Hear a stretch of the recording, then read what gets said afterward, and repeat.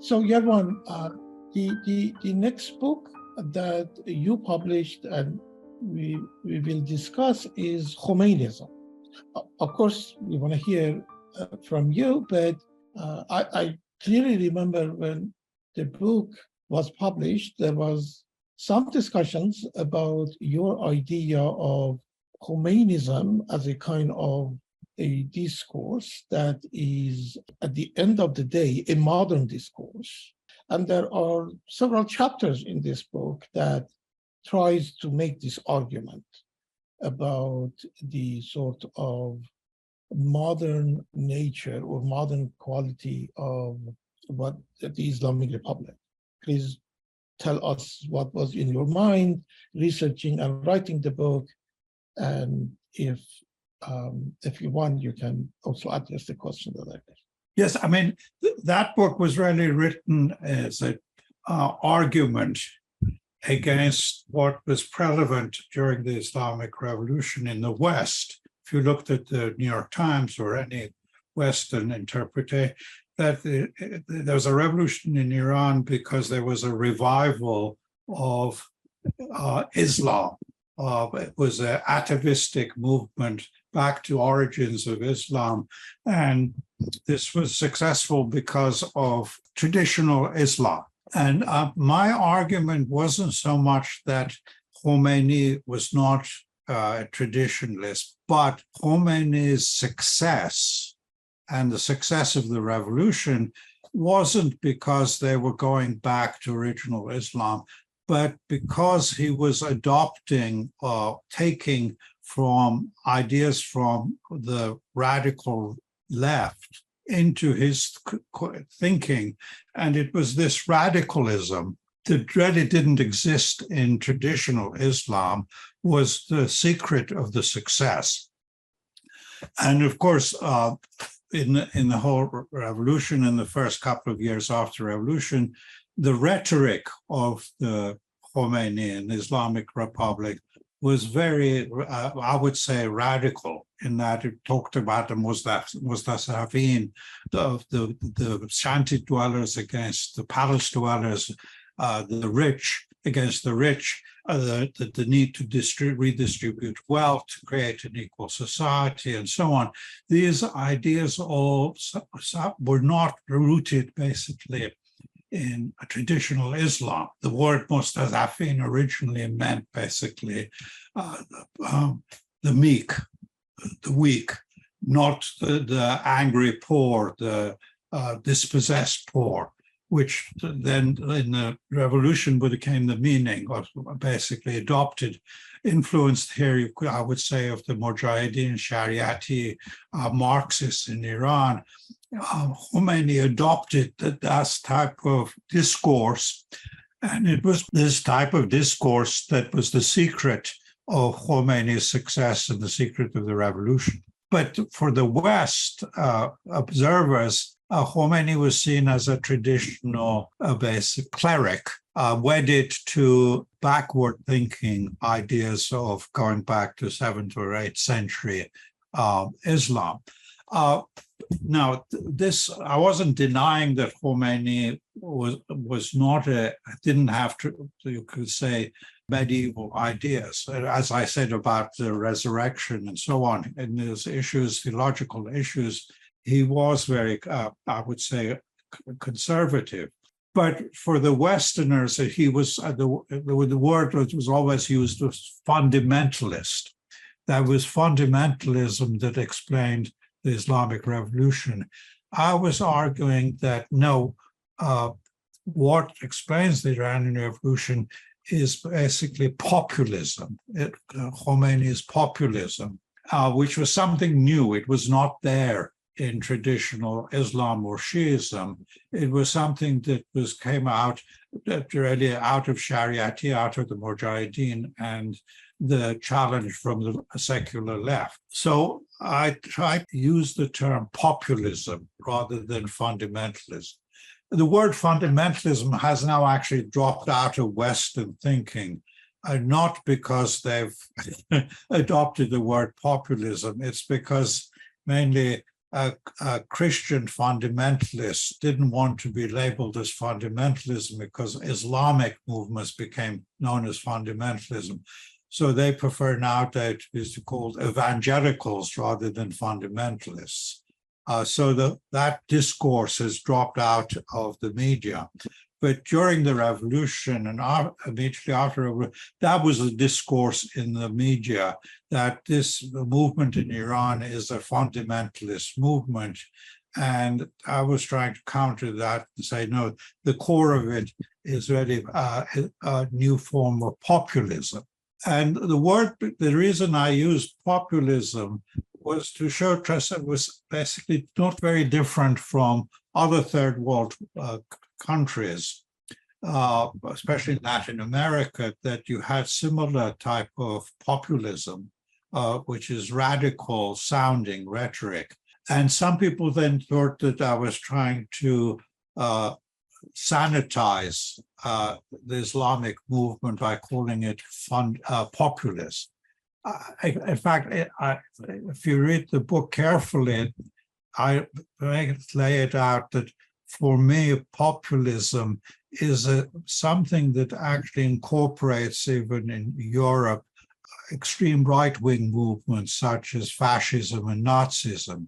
I would label those as a form of populism. So to call Khomeini as a populist, I wasn't trying to be flattering or try to make him sanitized.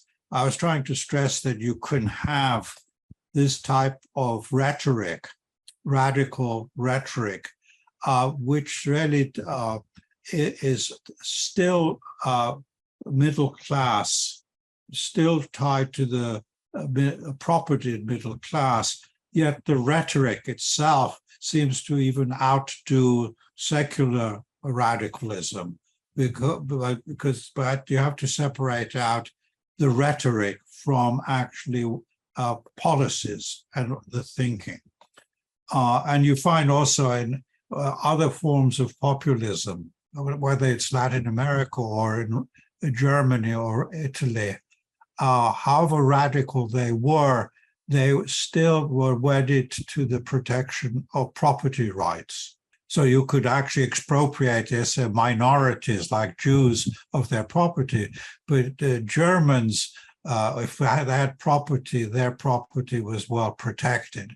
And you find this, it becomes more obvious in Iran after the revolution that despite all the rhetoric, the Islamic Republic's interpretation of the Sharia is the Sharia protects private property.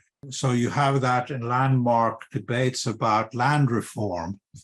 The Islamic Republic had all talked about, peasants are owning land and so on. But when it came to actually question, could you put a ceiling on amount of farmland a landlord could own?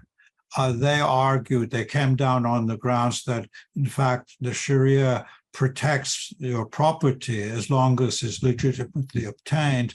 So however much property you have doesn't matter. If it's properly obtained, then you can't have the government coming in and saying, no, you can't have more than X number of hectares. And this again shows the clash between property rights and the redistribution for the sake of equality.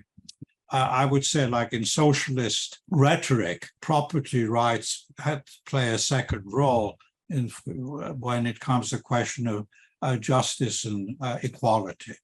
And here you find that the same thing in Peronism, for instance. However radical Peron sounded when it came to protecting the property of big landowners, he was not willing to challenge the landed class there.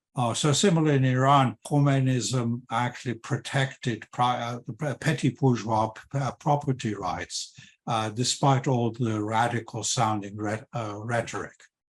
I agree, and I think it is true that I have read some reviews, and it seems that some readers of your book either confused or misunderstood your argument, but I also want to add that this sort of radicalism was present even before revolution, and there were at least intellectuals, but certainly among very religious activists, there were small but important movements of a very radical right wing.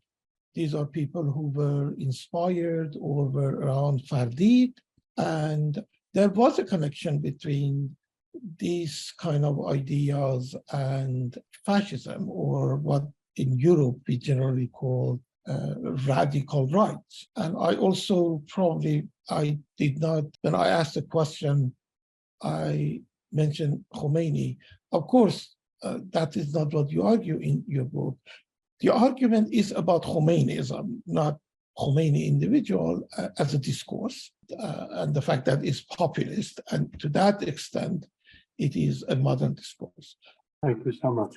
May I just interject and say a big manifestation of the debate came out in the discussions over Bandji Mudad on confiscation of land and redistribution of lands, which hasn't been, to the best of my knowledge, properly discussed academically. Right? This land transfer, this great transfer of wealth that took place after the revolution, whose land was confiscated and whose lands were not confiscated, who were the beneficiaries of the redistribution. But thank you very much. The work is extremely important.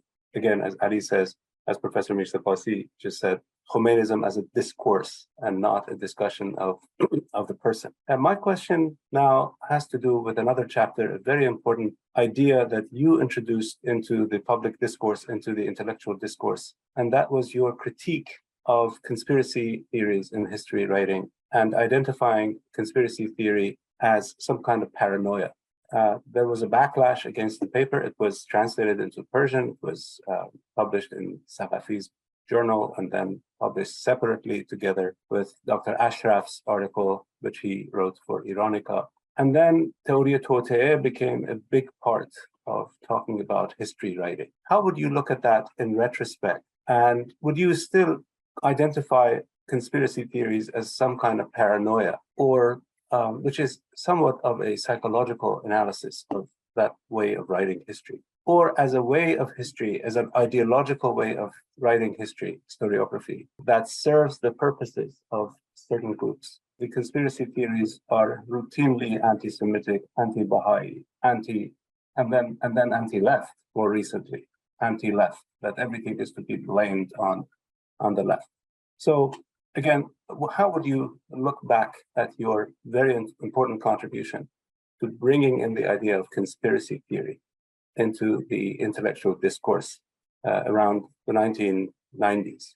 Yeah, I mean, the idea of writing about paranoia in Iranian politics was actually triggered off by American history. You know, the famous article on paranoid style in American politics, where in the 19th century, especially the populist movements in America saw everything in terms of conspiracies. Now, in Western writers on Iran, going back to the 19th century, it always talked about how Iranians were paranoid, and they always looked at behind the scenes. Well, I was trying to argue that this wasn't really a psychological thing. It was a product of history. That because in 19th century, early 20th century, well, of course, with 1953, the reality was, of course, behind the scenes, the Western powers did have a lot of influence. So the paranoia wasn't just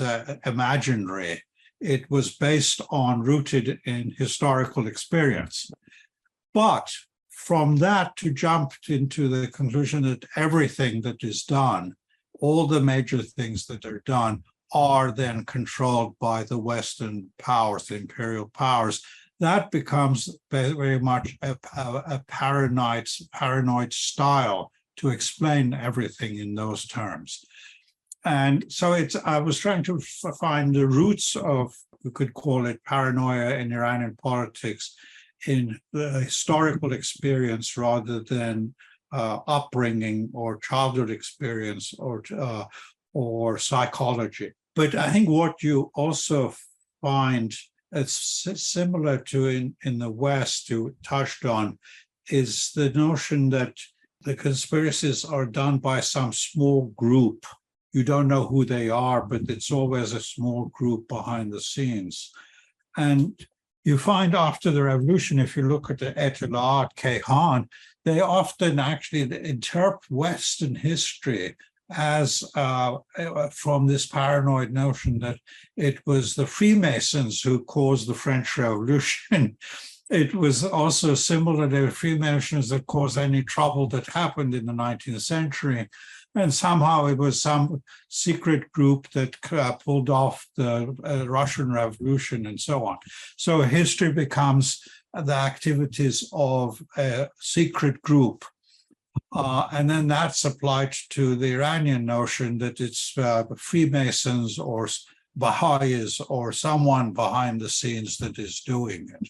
And this, unfortunately, is not just among populists. So I think the Khomeini followers pick on this when it's convenient.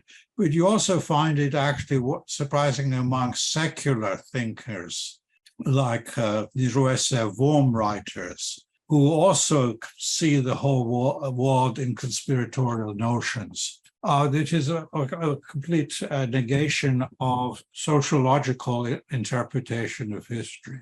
So I think in Iran, this whole notion of conspiracies then was fed into already what was, I would say, the discourse in the media about conspiracy, that there is some secret group that actually pulling the strings.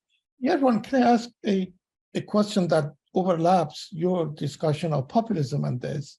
I sort of see conspiracy theories as a really important and strong part of all populist movements, certainly discourses. Just look at when Trump was president, and both himself and Trumpists, all of their theories were conspiracy theories, right? We now know the group that supported him, that they think that Democrats take babies in the basement of a pizza shop and kill them or something. I'm sure that you have heard of this. But wouldn't you argue that it's always part of populist movements because it's detached from reality? They have to base their theories based on what we don't know. And in that context, it is psychological, but it's really political. Well, also, I mean, I think the populist movements, however radical they are, don't want to challenge the class structure. So if you want to say, well, who controls your country? Sociologically, you could say, it's this class or this segment of the elite that is controlling it and doing it.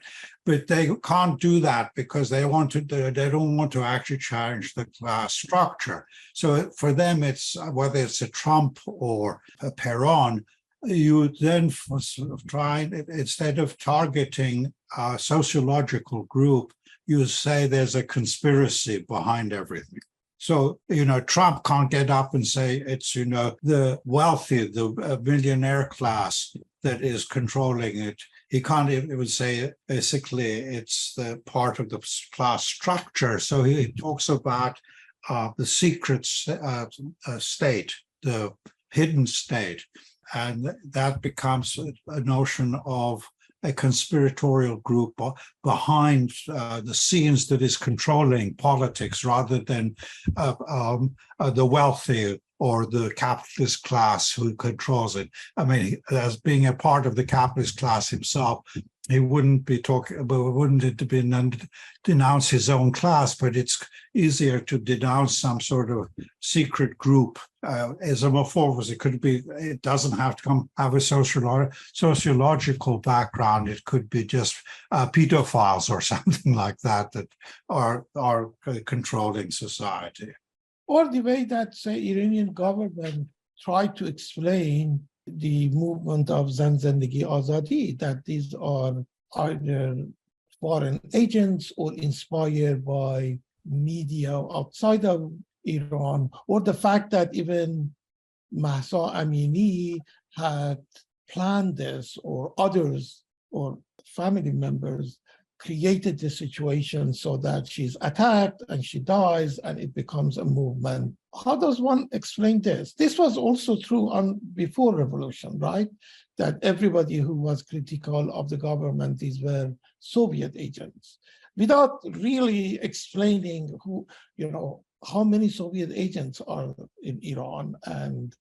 But isn't it a way to just not acknowledge that real Iranians may be unhappy with the government in both cases? Well, it's I think what it shows is, if in the popular culture there is this notion that there are nefarious secret groups that have influence. That's the premise. Again, I would say historically this that explains this.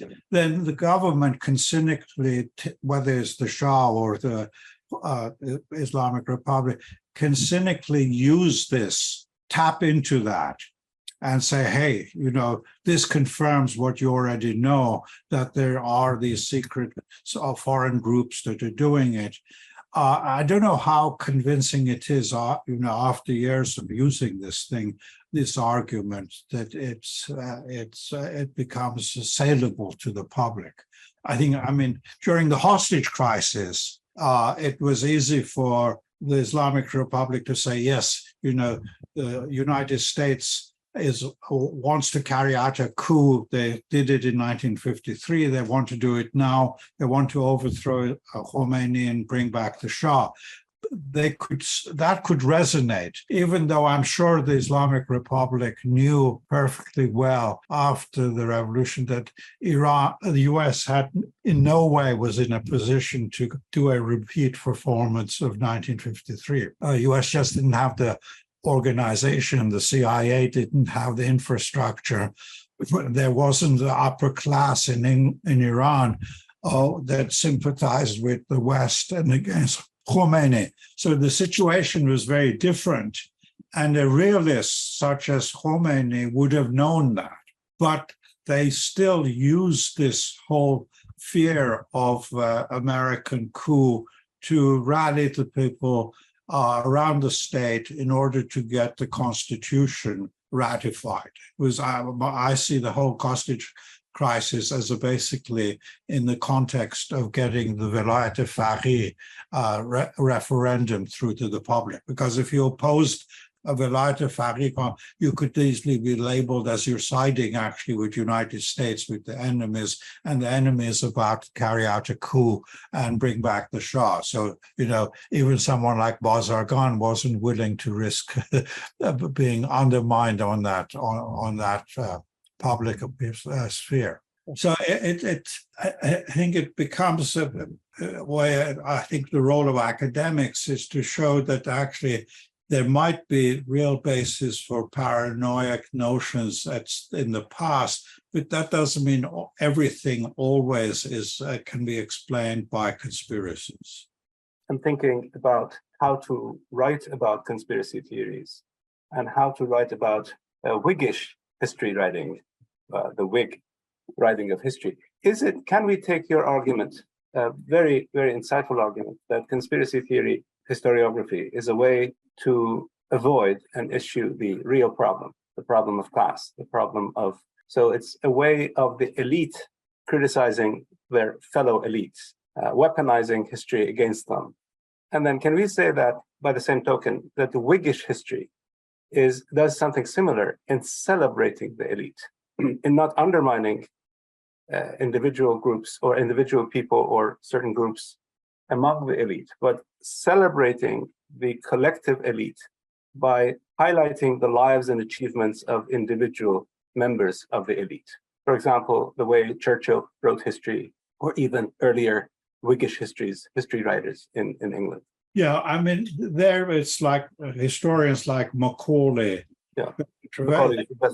Yeah, they're self-congratulated. Basically, the success of the British Constitution is because of this whole trend of history. It's somewhat Hegelian in that basically there is history with a capital H moving towards a constitutional monarch. And that, of course, then irons out a lot of conflicts.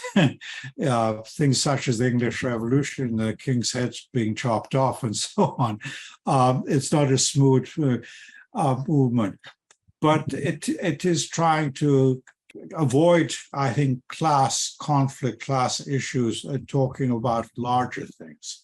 But on the Iranian notion of a conspiracy theories, I mean, Ahmad Ashraf brings an issue, the religious issue, that in a religious mentality, God is in control. So things can't just happen. It's not history, but God in control. And therefore, what happens, there must be some sort of meaning behind it, some religious meaning. So he says this act feeds into the idea that there is basically history isn't haphazard, is not due to conflict, but it is due to some sort of design.